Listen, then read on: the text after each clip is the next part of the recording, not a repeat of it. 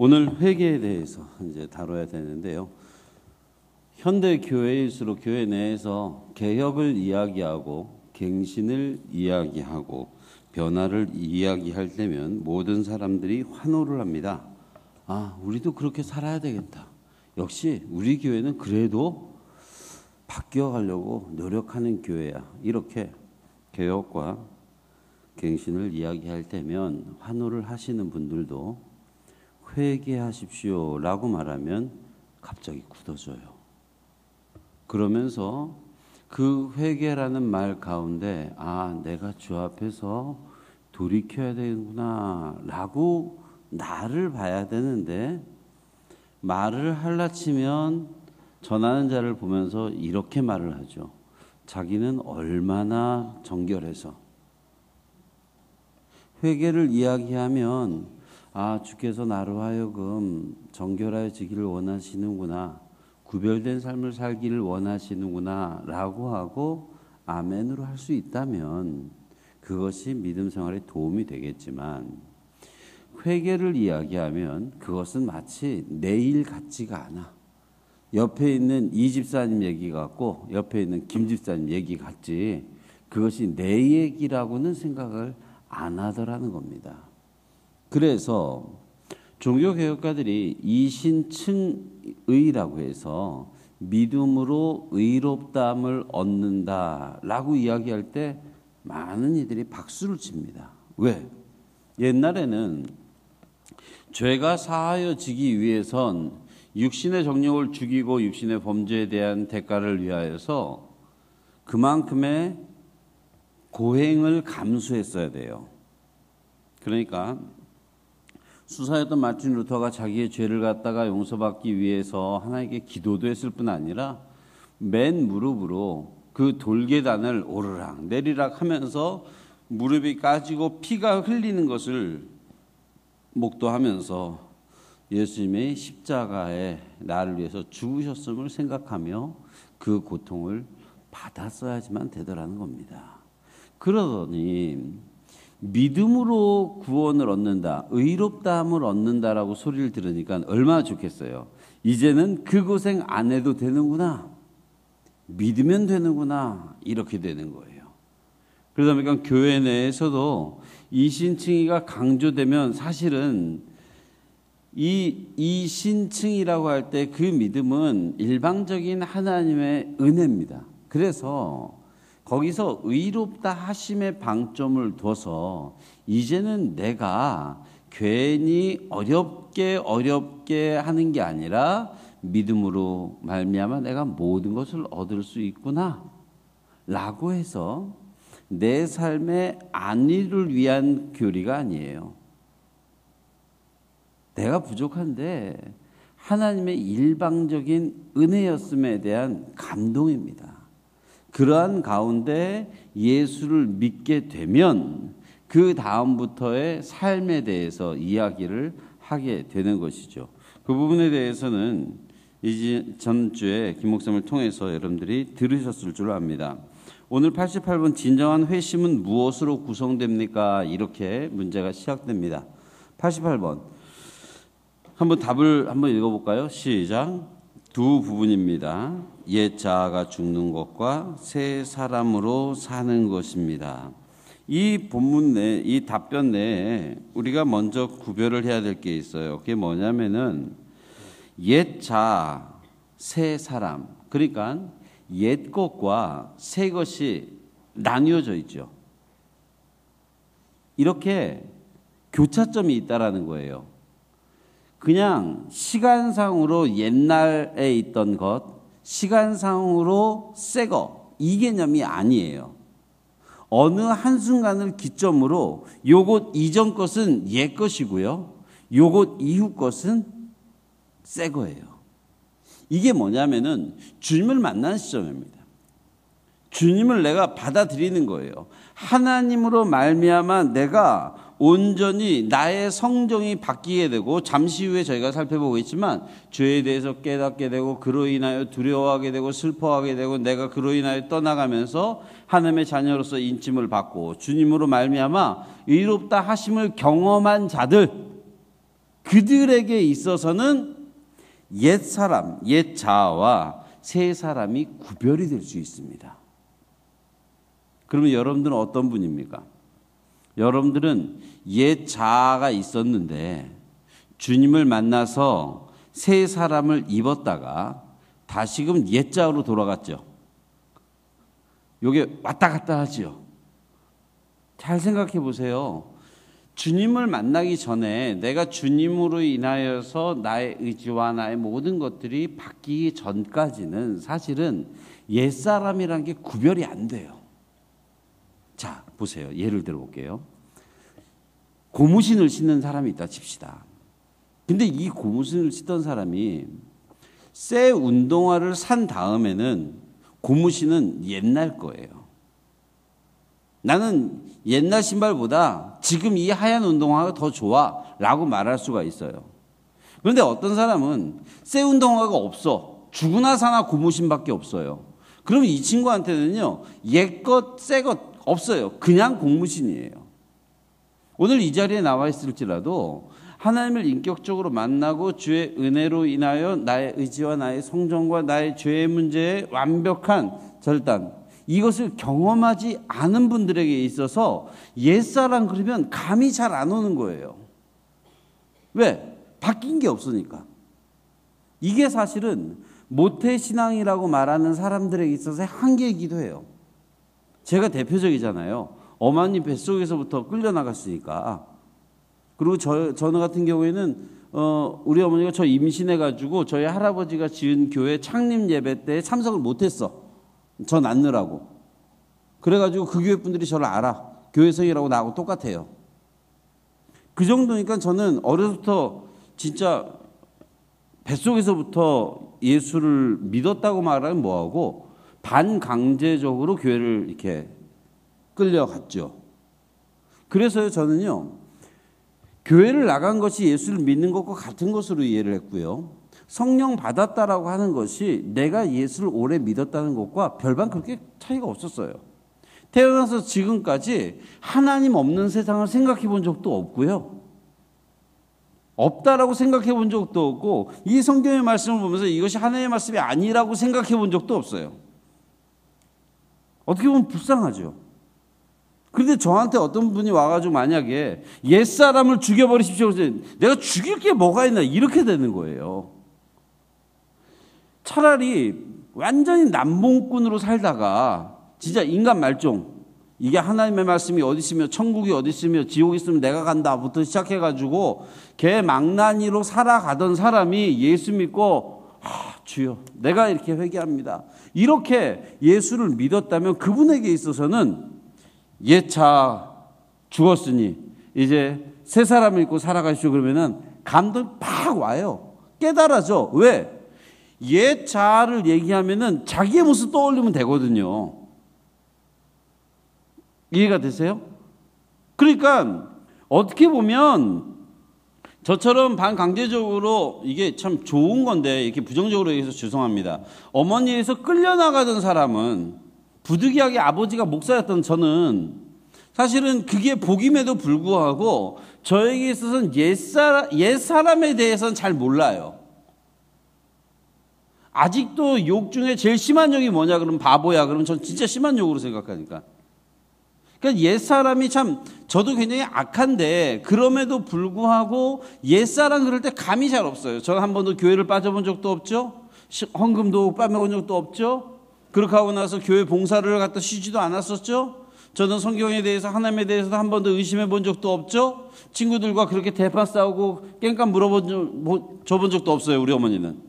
저 그렇게 착하게 살았어요. 그렇기 때문에 옛사람을 얘기하면 저는 감이 없어요. 이 순간 저를 향해서 이렇게 볼 겁니다. 저런 교만한 사람을 봤나. 맞아요. 근데 그게 교만이라는 걸 제가 몰랐다는 거예요. 이건 잘 생각해야 돼요. 옛사람을 얘기할 때 항상 그 옛사람은 정말로 못된 사람이고 또 어떤 분들은 감이 딱딱 오겠지만 정말로 모태신앙이나 오랫동안 신앙생활 하신 분들은 옛사람 그러면 그걸 몰라요.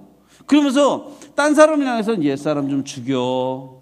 이러면 안 돼. 이렇게 하면서 정작 내 안에 있는 옛사람, 정작 내 안에 있는 교만과 정작 내 안에 있는 하나님 앞에서 근본적으로 해결해야 될 이것에 대해서는 놓치고 있더라.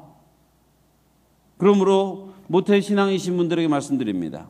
아니 10년, 20년, 50년 이상 예수를 믿었던 분들에게도 말씀드립니다. 여러분들이 정말로 옛자라고 얘기했을 때 깨달아짐이 없다면 여러분은 주님을 다시 한번 확인해 봐야 됩니다. 내가 만난 게 맞는지, 내가 예수 그리스도로 인하여서 나의 성정이 바뀐 게 맞는지 다시 한번 확인해 봐야 됩니다. 그렇지 않으면 끝까지 교만하게 살아갑니다. 마치 저처럼. 난 옛사람이 없었던 사람 같아요. 난 처음부터 새 사람이야. 선택받은 자예요. 그러니까 바꾸라 그러더라도 별로 그렇게 통해하지 않아요. 회개하라 그러더라도 그건 내 것 같지가 않은 거예요.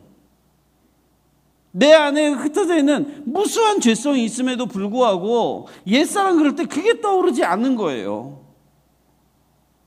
여러분, 우리가 회심을 이야기하고 옛자, 새 사람을 얘기할 때 먼저 여러분들에게 있어서 그 포인트가 언제였는지 한번 떠올려 보십시오. 그때가 떠올라져야 예수를 만났던 첫사랑이 기억나는 거예요. 예수로 말미암아 내 심령이 뜨거워졌던 때, 내가 지금까지 좋아했던 것들이 어느 한순간 내가 너무나도 증오하고 너무나도 슬퍼하고 너무나 싫어하는 것이 되어져 있더라. 이러한 변화가 있어야죠. 옛날에도 그랬고 지금도 그렇고 그냥 하나님이 무서우니까 교회 나오고 이게 아니라 내가 인격적으로 하나님을 대면함으로 말미암아 나의 인격과 내 습관과 내 사고와 나의 의지가 완전히 바뀌어버린 그 포인트, 이것을 기억해야 된다. 무슨 구원파처럼 당신이 구원받은 날짜가 언제입니까? 이렇게 물어보는 게 아니라 내 인생에서 변화되는 시점이 있는가? 그게 없다면 오늘 이 시간이 그러한 시간이 되어야 됩니다. 다시 한번 말씀 앞에 무릎 꿇어야 됩니다. 오히려 죄 지은 자는 내가 죄인임을 깨달아 알아요. 그런데 아까 저와 같이 난 그런 죄를 지은 바가 없는데요 하는 사람들은 주님도 만나지 못했으면서 묻어가요. 난 괜찮겠거니, 난 의인이겠거니, 난 저 사람보다 나아, 난 집사님이 옛날에 옛사람일 때 막 헤매던 얘기 들으면 난 그렇게 살지 않았었으니까 하나님이 날 더 예뻐할 거야부터 시작해가지고 난 태생 거룩한 사람이고 죽을 때까지 거룩할 것이고 난 바뀌지 않을 것이고 지금 내가 하나님의 말씀에 맞추어서 성령과 함께 동행함으로 살아가고 있느냐, 이 질문을 근본적으로 하지 않아요. 회개하자라고 눈물을 흘릴 때면 그분들은 대부분의 경우 그럴 때 눈물을 흘리게 됩니다. 그 눈물은 자기 존재로부터 하나님 앞에 울부짖는 울음이 아닙니다. 그냥 눈물을 흘리는 겁니다. 감정에 호소하는 겁니다. 여러분들이 가진 교재에는 바로왕의 회개에 대한 이야기가 나오는데 그냥 무서우니까, 지금도 생각해보면 나로 인하여 예수 그리스도께서 십자가에 못 박혔습니다 라고 고백하며 기도할 때 눈물이 났던 것은 내 죄가 끔찍해서 눈물 난 기억보다 예수님 많이 아팠겠다, 이것 때문에 울었어요. 저는. 여러분들은 이해가 안 되겠지만 난 내 죄 때문에 예수님이 죽었다는 사실 자체에 대해서 인정하기가 싫었어요. 그래가지고 내 죄 때문에 죽으신 예수님께 죄송해서 눈물 흘린 게 아니라 바늘에 찔려도 아픈데 대못보다 큰 그 큰 못에 찔렸으니 참 많이 아팠겠다, 우리 예수님 불쌍해서 어떻게, 이래서 울었다고. 이게 회개 기도가 아니잖아요. 그런데 눈 감고 예수님이 진짜 아팠겠다, 이게 아니라고요. 회개 기도합시다라고 했을 때 이렇게 해야 되는구나 라고 말하면서 어제 저녁 내가 싸웠던 것, 내가 오늘 아침에 반찬 투정했던 것, 내가 아내에게 어떻게 했던 것, 내가 자녀들과 어떻게 했던 것, 이것을 갖다 얘기하는 게 회개가 아니더라는 겁니다. 그것은 그냥 회개 기도예요. 죄의 나열입니다. 그로 인하여 해결됐는지 이건 다른 얘기예요.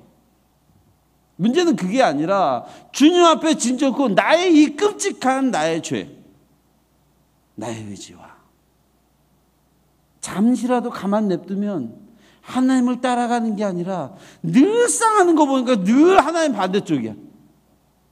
내가 좋아하는 걸 다 꼬아봤더니 하나님이 좋아할 것들은 별로 없어. 다 내가 좋아하는 것들이야. 이렇게 살아가는 사람들에게 있어서 다시 한번 촉구하게 되는 것이 회개하십시오. 주의 나라가 가까웠습니다. 회개하십시오. 주의 나라가 가까웠으나 여러분들이 그 나라에 들어가지 못할 수도 있습니다. 이렇게 이야기하는 겁니다. 회개라고 하는 것은 죄에 대한 깨달음에서부터 나오게 되는데요. 온전한 믿음을 소유할 때 이 죄를 제대로 볼 수가 있게 되는 것입니다. 그것이 여러분들이 가진 교재에 나와 있는 내용이고요. 거짓 믿음의 유형들이 나오게 됩니다. 의지로 내가 하나님 앞에서 이런 겁니다. 주를 만났어요. 그러면서 매주일 나오면서 이럽니다. 내가 할 수 있어. 자, 오늘도 제가 이제 집사라고 치면 이 집사답게 살 수 있어. 제가 거울 보면서 그래 너도 오늘 목사답게 한번 살아. 아싸 할 수 있다. 이렇게 하고 나가는 게 아니라고요. 믿음은 그렇게 다짐함으로 나의 의지로 거룩하게 사는 것처럼 그것이 아니라 자연스러움이어야 돼요. 예수 만나고 성정이 바뀌게 되고 예수로 인하여 인격이 바뀐 사람은 어색한 게 아니에요. 그 사람이 그렇게 섬기는 게 당연한 겁니다. 의지적으로 내가 이렇게 해야지 라고 해서 위로하고 그렇게 하기 때문에 봉사하고 아니라 그게 너무 자연스러워요. 여러분들 믿음 생활은 어떻습니까? 날마다 올 때마다 힘드십니까? 믿는 사람답게, 집사답게, 권사답게 살아가기가 어려우십니까? 그렇지 않기를 바랍니다. 지난주에 저희 동기들 중에 글을 쓰는데 그 친구가 그런 말을 하더라고요. 목사는 설교한 대로 살아야 된다. 그 말을 평생을 듣고 살았대요. 그런데 이제는 과감히 거부한다. 그래서 이게 또 무슨 또 이상한 소리를 하려고 그러나 그랬더니 이렇게 쓰더라고요. 목사는 설교한 대로 사는 사람이 아니라 산 대로 설교하는 사람이다. 가끔은 선한 말도 나와요. 여러분, 우리가 내가 이루는 게 교인이지 그렇기 때문에 뭔가 자연스럽지 않고 뭔가 마음의 동의도 안 되고 뭔가 껄끄러운데 그렇게 살아가려고 하는 것, 이것도 참 아름다운데요.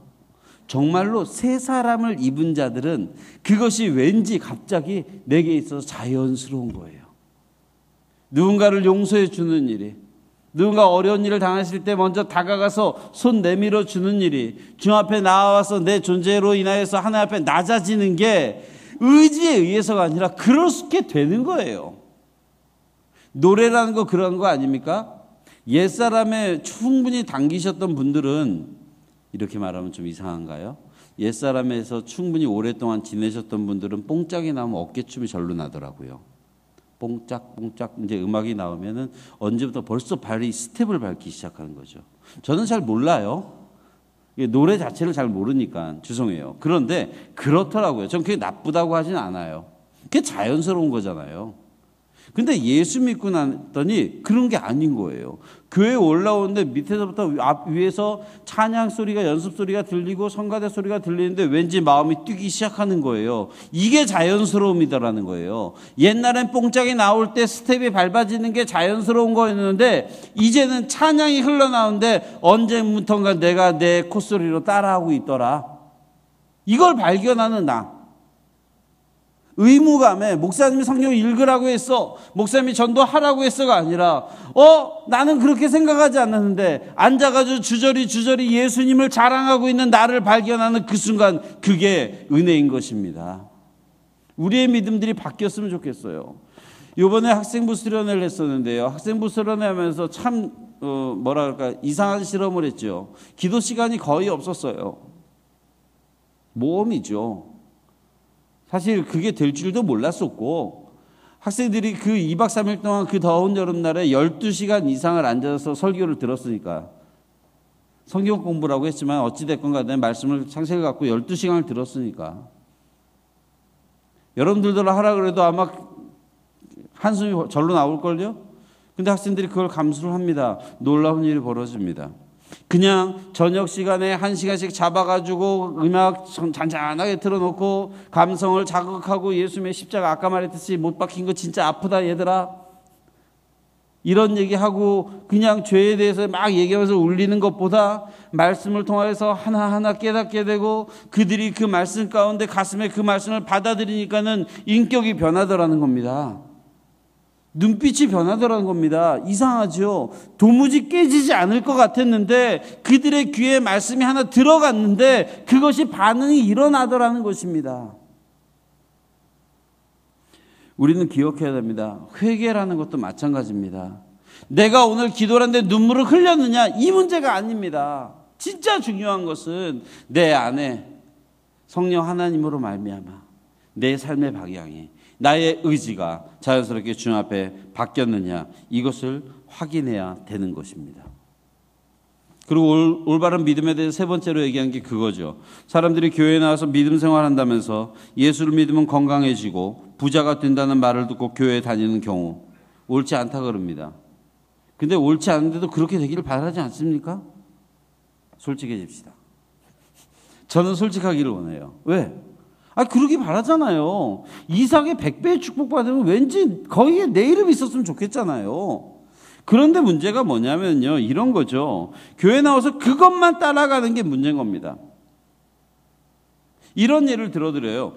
교회 내에서 진화론을 얘기할 때면 당연히 창조론을 이야기하겠죠. 그러면서 막 이런저런 얘기들을 하게 됩니다. 그래가지고 창조론을 이야기하는 사람들은 진화론을 약간이라도 옹호하려 치면 왠지 문제가 있는 사람처럼 보이게 돼요. 그런데 진짜 중요한 게 뭐냐? 진화론에 있어서 핵심이 뭡니까? 종의 기원을 갖다 다윈이 발표를 했을 때 서구 사회가 난리가 났었어요. 1판, 2판, 3판 쫙쫙쫙 찍어댔는데 그게 막 팔려나가기 시작했습니다. 막 팔려나간 이유는 과학적 진리를 발견했다는 새로움 때문이 아니었습니다. 그것은 그때 당시에 결국 제국주의, 식민지 정책을 펴던 제국주의자들이 자기네들의 행위에 있어서 왠지 찔림이 있었는데 그것이 종의 기원이라고 하는 약육강식에, 그러니까 약한 자는 먹히게 된다예요. 강한 자에게 먹히게 되고 그들을 다스리는 것이 당연하다라는 것을 정당화해 준 게 사실 이 종의 기원인데, 이 종의 기원 책이 나오면서 이게 우리가 잘못된 게 아니라 강한 자가 다스리는 건 당연한 거구나. 그렇게 하면서 그 내용이 사회 진화론으로 발전을 한 게 스펜서의 사회 진화론이죠. 그렇게 퍼져나가면서 사람들이 동의를 한 거예요. 우리의 행동에 정당성을 갖고. 그게 핵심이 뭐예요? 강한 자는 약한 자를 다스리는 게 당연하다. 그러므로 부의 집중에 있어서도 상위 1%나 5%가 나머지 걸 다 독식을 하더라도 이게 사회야, 이걸 받아들이라고 하는 사고책이에요. 그런데 문제는 뭐냐면은 진화론에 대해서 막 얘기하던 사람들, 교회분들이 창조론을 믿고 하나님을 믿는다고 하는 사람들이 이 진화론을 믿는 사람들을 만났을 때 그렇게 반대를 하고 막 다투고 하나님이 살아계시다라고 말을 하지만 기도 시간에 앉아서 눈물 흘릴 땐, 기도 시간에 간구할 땐 어떻게 하는지 아세요?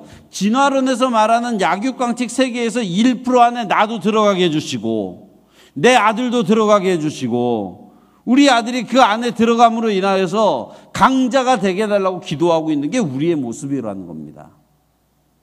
믿음을 이야기할 때, 진정한 믿음을 이야기한다면 소유에 의해서 세상 사람들이 원하는 바 약육강식에 의한 1%, 2%, 3%가 모든 것들을 다스리는 것이 정당화되기 때문에 내 자식도 인류 대학에 갔으면 좋겠고 초인류 회사에 갔으면 좋겠고 실력으로 1% 안에 들어갔으면 좋겠고 이렇게 기도를 합니다. 그것이 리더다라고 얘기하고 있는데 우리 주님이 언제 한번 1%에 들어가 본 적이 있습니까?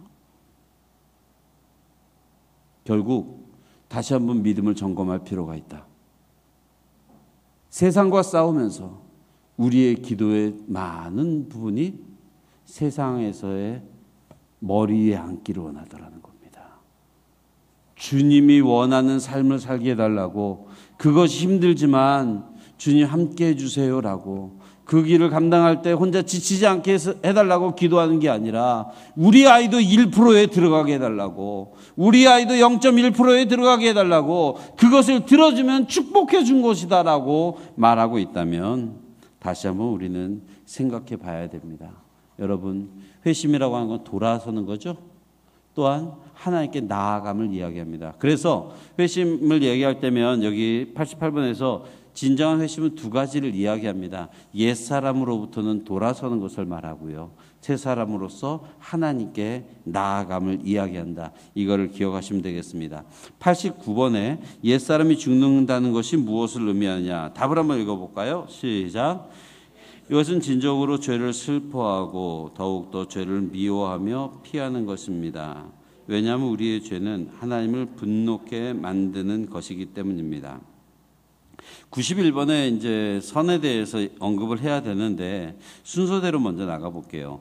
여러분, 옛사람이 죽는다, 한 번 죽으면 끝납니까? 그렇지 않죠. 이게 참 애매해요. 그냥 한 번 내가 옛사람이 죽었어? 그럼 그냥 죽었으면 좋겠어요. 근데 이게 왜 맨날 살아나요? 주님도 아닌데. 신기하게 선한 의지는 자꾸 안 살아나는데 죄 짓고 싶은 마음은 이게 잘 살아나요. 그러니까는 은혜 받고 말씀을 보고 내가 주께 기도하고 이 생활은요, 매일매일 신경 써서 쌓다가라도 잠시 놓치면은 그 리듬이 깨져요. 그런데 나쁜 짓은 리듬이 안 깨지네. 왜 이래요? 거짓말도 하다가 좀 지루해지거나 막 이러면 좋겠는데 매일 새로워. 죄를 짓다가도 좀 무료해지면 좋겠는데 그놈의 죄는 매일 져도 새로워. 신기한 거예요. 그러면서 이렇게 얘기하죠. 내가 예배 드리는 게 이 정도만 재밌으면 내가 드리겠다고. 그렇지 않아요. 옛사람이 죽는다고 하는 것은요, 내가 죽이는 게 아닙니다. 오해하시면 안 돼요. 옛사람은 내가 죽이는 게 아니에요. 한 방에 깜깜해요. 어둠을 몰아내는 법이 뭔지 아세요? 딱 하나예요. 불을 켜면 끝나요. 이상하게 문을 열어놓지 않고 꽉 닫아놓고 밀봉한 상태로 놔두래도 어둠이 없애는 방법은 그 가운데 불이 하나 딱 켜지는 순간 어둠이 어디 갔는지 몰라요. 뭐만 남아요? 빛만 남아요. 옛사람에 대해서 우리가 얘기할 때 옛사람이 죽는다고 하는 것은 너 죽어! 오늘부터 사형! 이게 아니에요. 내 안에서 성령의 빛이 살아나는 순간 말씀이 들려지고 말씀이 보여지고 하나님이 내 안에서 살아나는 순간 이게 갑자기 힘을 잃어버리는 거예요. 옛날엔 이것이 최선인 줄 알았어요. 내 삶의 즐거움은 여기에 다 있는 줄 알았어요. 여러분도 혹시 그런 얘기 들어보지 않았습니까? 옛사람에서 오래 지내셨던 분들, 친구들 만나면 친구들이 그런 말 하죠. 난 예수 믿는 사람들 무슨 재미로 모이는지 모르겠어. 가가지고 고기를 먹건 또는 백숙을 먹건 그러면 그분들은 이상하다는 듯이 저희들을 쳐다봐요. 술 없이 어떻게 저걸 먹지? 아니, 믿지 않는 사람들은 그렇게 해요. 난 교회 다니는 사람들 뭐 하면서 노는지 모르겠네. 요번에 학생부 수련회를 갔어요. 그 수련회 원장이 교회를 안 다녀요. 부장님이 가서 그분한테 복음을 전하더라고요. 근데 그 원장님이 우리를 보면서 이상하게 생각해요. 아니, 밤에 저렇게 술도 안 먹고 담배도 안 피고 재미있어요? 아니, 이해가 안 되는 거예요. 왜? 온 사람마다 진짜 가보니까요, 박스채로 술들이 있어. 근데 그렇게 먹고 더 먹고 밤새. 그런데 이 사람들은 갔는데 술도 안 먹는데 술 취한 것처럼, 이 사람들은 뭐 딴 것도 없는데 무지 재밌어하고 무지 즐거워하고 얼굴 낯빛이 변하니까 이해가 안 되는 거예요. 여러분, 이게 의지로 되는 문제입니까? 오늘부터 나는 예수 믿는 사람이다, 옛사람아 죽어라 이런다고 죽는 게 아니에요. 이것은요, 죽이면 살아나요. 죽이면 살아나요. 진짜 중요한 것은 내 안에 주님이 사는 순간 이게 힘을 잃는 거예요. 더 이상 이것이 나를 좌지우지하지 못합니다.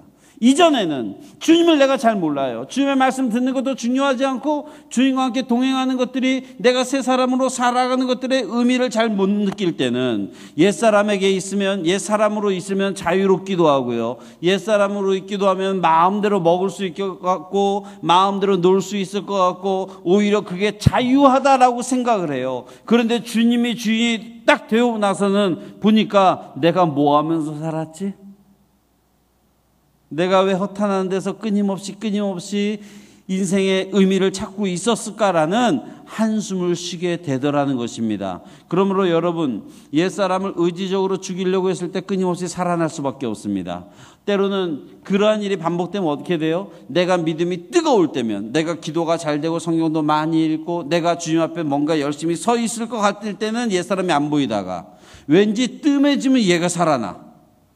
왠지 뜸해지면 살아나고 뜨거우면 없어지고, 이게 아니라는 거예요. 인생의 주인을 주님으로 바뀐 자들, 그 사람들에게는 옛사람이 죽는 겁니다.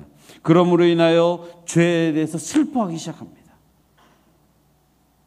이거 타인을 향해서 슬퍼하는 소리가 아니면 나 그러면서 그 모양까지도 싫어합니다. 내가 그 가운데 있었다는 사실도 싫습니다.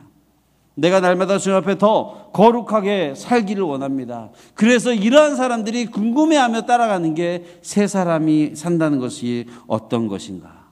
그것이 바로 다음에 나오는 질문이고, 그 답은 이렇습니다. 그리스도를 통하여 신실한 마음으로 하나님을 기뻐하고 사랑과 즐거움으로 모든 선한 일에 하나님의 뜻을 따라 사는 것입니다.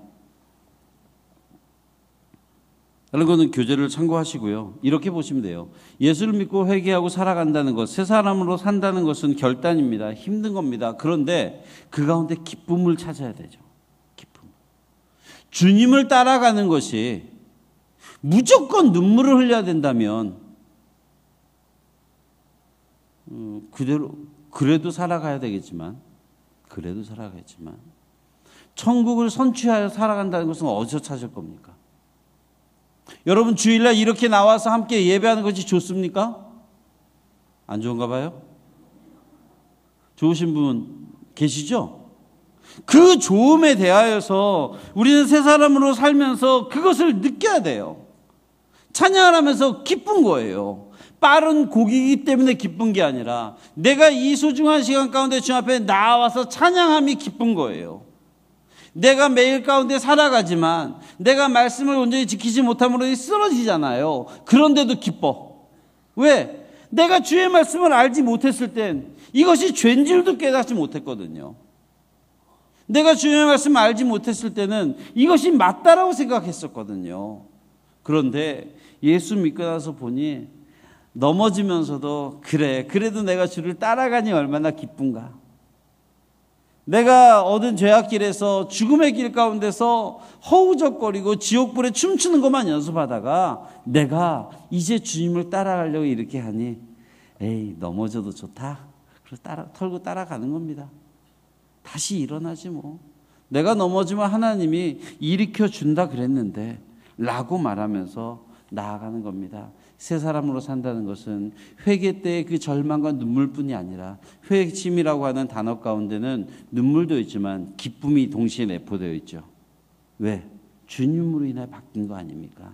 그러한 삶을 살아갈 때 그들의 삶 가운데 기쁨이 넘치게 됩니다. 그들이 살아가는 삶이 선한 행실인데 그 선한 행실에 대해서 아주 간략하게 말씀드릴게요. 왜? 지난주에 김 목사님이 이번 주에 요거 내가 대답해 줄 거라고 얘기해서 참, 그 얘기만 안 해서 넘기려고 그랬는데, 선한 행실이 무엇입니까? 아주 단순합니다. 답을 한번 읽어볼까요? 시작. 오직 선한 행실은 진정한 믿음에서 나오는 것이며 그것은 하나님의 율법에 따라 그의 영광을 위해 행하는 것입니다. 그리고 선한 일들은 우리의 상상력이나 사람들의 관습에 근거를 두고 있지 않습니다. 여기서 선한 행실을 정리하고 넘어가는 것이 핵심이 뭐냐면요, 주께서 예수 믿는 사람들이 말하는 바 선하다, 의롭다, 이것은 하나님의 말씀, 하나님의 율법과 상관이 있는 겁니다. 그래서 양심의 법 이런 거가 아니라 세상적으로 봤을 때 윤리적이다, 이게 선한 게 아니라 하나님의 말씀을 따라 사는 게 선인 거예요. 그럼 악한 건 뭐예요? 반대로 하나님의 말씀과 무관하게 사는 것이죠. 옛사람과 새사람의 구별이 어떻게 돼요? 옛사람은 하나님의 말씀과 무관하게 사는 겁니다. 새사람은 하나님의 말씀대로 사는 사람들이죠. 아주 단순하죠. 그러면 이 하나님의 말씀이 주의 말씀으로, 이 말씀이 하나님의 말씀으로 믿어지십니까? 그러면 여러분들이 이제 새 사람이 될 가능성이 있는 거예요. 이제부터는 이 말씀대로 살면 되는 거예요. 그래서 91번에서 이 질문을 하고 92번부터 하나님의 말씀의 대표인 율법에 대해서 설명이 들어가게 되는 것입니다. 이것은 구별을 해야 됩니다. 선하다, 착하다가 구원의 제목이 되지 않습니다. 교회 내에서 믿는 자들에게 있어서 오직 선은 하나님의 말씀에 근거합니다. 그러므로 무식하면 용감합니다. 왜? 무식하면 낮게 보는 게 말씀드리는 게 아닙니다. 무식하면 하나님의 말씀을 몰라요. 하나님의 말씀이 모르면 이게 맞는지 틀린지를 몰라요. 교통법이 바뀌었어요. 그러면 우겨봤자 바뀐 대로 적용이 돼요. 똑같아요. 하나님의 말씀 몰랐습니다. 아니요. 이게 주의 말씀이잖아요. 그 말씀대로 사는 게 선이라 그랬잖아요. 그 말씀을 따라 사는 게 의라 그랬잖아요. 그러니까 의롭게 살기 위해서, 선하게 살기 위해서는 어떻게 해야 돼요? 그렇죠. 우리 가운데 있는 선 의지를 개발시키는 게 아니라 근거가 되는 말씀을 많이 알면 알수록, 이 말씀을 정확하게 알면 알수록 그 사람이 선하게 살 가능성이 크다. 무조건 선하다가 아닙니다. 무조건 의롭다가 아닙니다. 하나님의 말씀을 정확하게 아는 자가 의롭게 살 가능성도 크다. 그러므로 세상 사람들이 보기에 법 없어도 살 사람, 그 사람 법 없어도 살지만 천국 없어도 살아요. 예수 믿는 사람은 법 없이는 살 수 있어도 하나님의 말씀 없이는 살 수 없어야 됩니다. 그게 의로운 자들입니다. 이런 말씀에 근거해서 승리만 살아가는 저와 여러분들 되시기를 주님의 이름으로 부탁을 드립니다. 기도하십니다. 사랑의 주 하나님 아버지, 주님께서 우리 가운데 깨달아 알 수 있는 은혜를 주시옵소서. 옛사람이 구별되게 하시고 우리가 우리의 죄악들을 바라보며 주님 앞에 끔찍하여 눈물 흘리게 하시고, 하나님 우리에게 새 사람이 입혀 주셨사오니 주의 말씀 따라 주의 말씀에 근거하여 온전히 선하게 살아갈 수 있게 하여 주시오며, 주의 은혜와 주의 의지와 함께 동행할 수 있도록 하나님 우리에게 늘 축복하여 주시옵소서. 사랑하는 성도들, 주의 말씀 가운데 창념하며 날마다 주의 말씀으로 인하여 살아가는 가운데 하나님의 기쁨 되는, 하나님의 소망 되는 귀한 자녀들 되게 하여 주시옵소서. 이제는 우리 주 예수 그리스도의 크신 은혜와 살아계신 아버지 하나님의 깊고 넓어진 사랑하심과 성령님의 온전케 하심과 하나 되게 하심이 오직 주 안에 있어 함께 예배하는 이 시간 이 자리에 모인 사랑하는 모든 성도들 머리 위에 이제로부터 영원토록 함께 있을지어다. 아멘.